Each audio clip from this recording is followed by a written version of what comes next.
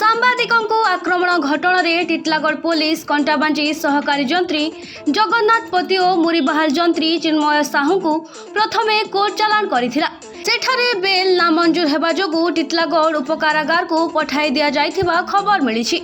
ସାମ୍ବାଦିକଙ୍କ ସୁରକ୍ଷା ଓ ଏହିଭଳି ଅମାନୁଷିକ ଆକ୍ରମଣ ଘଟଣା ଭିଆଇଥିବା 2 ଜଣ ଚାକିରିରୁ ନିଲମ୍ବିତ ହୋଇଥିବା ଜଣାପଡ଼ିଛି।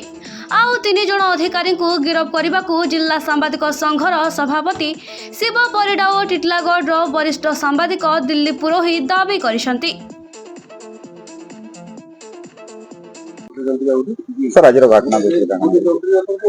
ଗତକାଲି ଆମର ଟିଟଲାଗଡ଼ ଅଞ୍ଚଳର 3 ଜଣ ଯୁବ ସାମ୍ବାଦିକ କର୍ତ୍ତବ୍ୟରତ ସାମ୍ବାଦିକଙ୍କୁ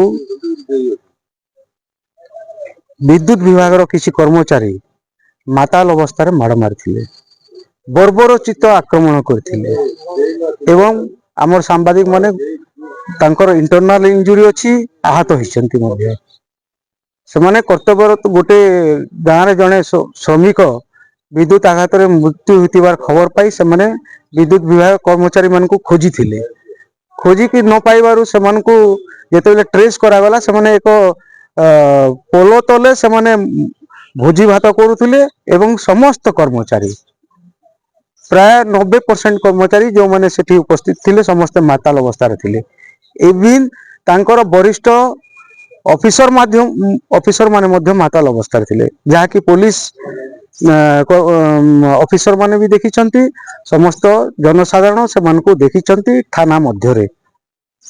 ତେଣୁ ଉକ୍ତ ଦୋଷୀ ଯେଉଁ ଜଗନ୍ନାଥ ପତି ଏବଂ ଆଉ ଜଣେ ସାହୁ ବାବୁ ଯିଏକି କନିଷ୍ଠ ଯନ୍ତ୍ରୀ ଅଛନ୍ତି, ସେମାନଙ୍କୁ ଦୃଷ୍ଟାନ୍ତମୂଳକ ତାଙ୍କ ବିରୁଦ୍ଧରେ ଦୃଷ୍ଟାନ୍ତମୂଳକ କାର୍ଯ୍ୟାନୁଷ୍ଠାନ ହେବା କଥା। ଆଗାମୀ ଦିନରେ ପୋଲିସ ବିଭାଗକୁ ଆମର ଅନୁରୋଧ ଯେ ଏପରି ଭାବରେ ସେମାନେ ଦୃଷ୍ଟାନ୍ତମୂଳକ ପଦକ୍ଷେପ ଗ୍ରହଣ କରନ୍ତୁ ଯେ ଆଗାମୀ ଦିନରେ କୌଣସି ସାଧାରଣ କଥାରେ କୌଣସି କର୍ମଚାରୀ, ସରକାରୀ କର୍ମଚାରୀ କିମ୍ବା କୌଣସି କମ୍ପାନୀ କର୍ମଚାରୀ ସାମ୍ବାଦିକ ମାନଙ୍କୁ ଅନ୍ୟାୟ ଭାବରେ ଆକ୍ରମଣ ଯେମିତି କରିପାରିବେ ନାହିଁ, ନହେଲେ ଆମର ସମସ୍ତ ସାମ୍ବାଦିକ ରାଜରାସ୍ତାକୁ ଓହ୍ଲେଇବେ। ବଲାଙ୍ଗୀର ଜିଲ୍ଲା ନକ୍ଷତ୍ର ନିଜର ରିପୋର୍ଟର ଭାବରେ କାମ କରୁଅଛି। ଦେଖୁন ଗତକାଲି ଯାହା ଆମ ସାଙ୍ଗେ ଗୋଟେ ଘଟଣା ଘଟିଥିଲା, ଯେନ୍ ମରଣାନ୍ତକ ଆକ୍ରମଣ ହେଇଥିଲା, ଆମେ ଯେତେବେଳେ ଟିଟଲାଗଡ଼ ଥାନା ଗୋଟେ ଅଭିଯୋଗ କରିଥିଲୁ, ଅଭିଯୋଗকে ଭିତ୍ତି କରି ବର୍ତ୍ତମାନ পুলিশ 2 জনକୁ গিরফ করেছে এবং কোর্ট চালাণ করা যাইছে। তো নিহতি আমি আজ দাবি করুলু যে যেউমানে আমকু আক্রমণ করলে প্রথমে আমি কাহারি না नहीं জানিতে, কিন্তু পরবর্তী সময় যেতে ভিডিও ফুটেজ মানে আমি দেখলু, আমি গোটে গোটে করে না জানলু। পাখাপাখি আমি 5 জনकर না বর্তমান তক আমি জানিବାକୁ পাইଛୁ। ସେ 5 ଜଣଙ୍କର ନାଁ ଆମେ ପୋଲିସକୁ ଦେଇଥିଲୁ। ସେ ଭିତରୁ 2 ଜଣକୁ ବର୍ତ୍ତମାନ ପୋଲିସ ଗିରଫ କରି କୋର୍ଟ ଚାଲାଣ କରିছে, ଆଉ 3 ଜଣକୁ ଗିରଫ କରିବା ଲାଗି ଆମକୁ ପ୍ରତିଶ୍ରୁତି ଦେଇছে।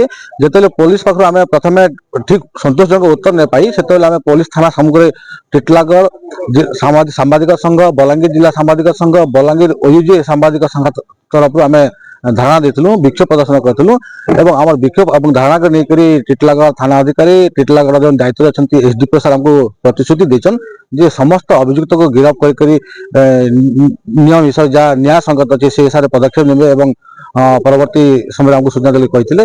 ତ ଆଜି ଯେହେତୁ 2 ଲୋକକୁ ପଠେଇଛନ୍, ଆମେ ଦାବି କରୁଛୁ ଆଗାମୀ ଦିନରେ ଆଉ ଯେନ୍ ବି ଯେନ୍ ମାନେ ଅଭିଯୁକ୍ତ ଅଛନ୍ ସମସ୍ତଙ୍କୁ ଗିରଫ କରୁନ୍ ଏବଂ ସାମ୍ବାଦିକ ମାନଙ୍କ ପ୍ରତି ଯେନ୍ ଗୋଟେ ଆକ୍ରମଣ ହେଇଛି, ଆମକୁ ଜୀବନ ମାରିଦେବା ଆମକୁ ଯେନ୍ ଗୋଟେ ଚକ୍ରାନ୍ତ ସୃଷ୍ଟି କରାଯାଇଥିଲା, ଭବିଷ୍ୟତରେ ଆମ ଜୀବନ ପ୍ରତି ବିପଦ ହେଇଛି, ସେଥିରୁ ଆମକୁ ରକ୍ଷା କରିବେ ବୋଲି ଆମେ ଆଶା କରୁଛୁ। ଯଦି ଦାବିର ପୂରଣ ହେଲା ଆପଣଙ୍କର ବୋଲେ କାଣା ଦେଖନ୍ତୁ ବର୍ତ୍ତମାନ ତ ପୋଲିସ ପ୍ରତି ଆମର ଟିକେ ଆସ୍ଥା ଅଛି, ଯେହେତୁ 2 ଜଣଙ୍କୁ ଗିରଫ କରିଛି ଆଉ ପ୍ରତିଶ୍ରୁତି ଦେଇଛି ସମସ୍ତ ଅଭିଯୁକ୍ତ ଗିରଫ କରିବେ ବୋଲିକି। ଯଦି ନାଇଁ କରିବେ ବୋଲେ ତାହେଲେ ବଲାଙ୍ଗୀର ଜିଲ୍ଲାର ସାମ୍ବାଦିକ ସଂଘ ରାଜରାସ୍ତାକୁ ଓହ୍ଲାଇବେ, ବିକ୍ଷୋଭ ପ୍ରଦର୍ଶନ ହେବା, କଲମ ଛାଡ଼ ଆନ୍ଦୋଳନ ହେବା।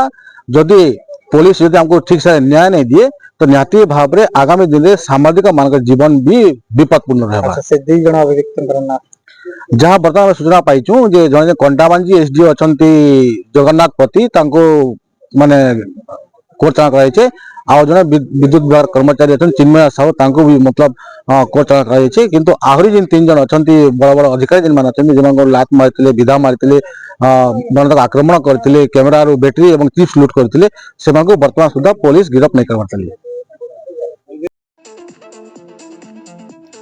ଟିଟଲାଗଡ଼ରୁ ସଞ୍ଜୟ କୁମାର ନାୟକଙ୍କ ରିପୋର୍ଟ, କୁଶଳ ପ୍ରବାହ।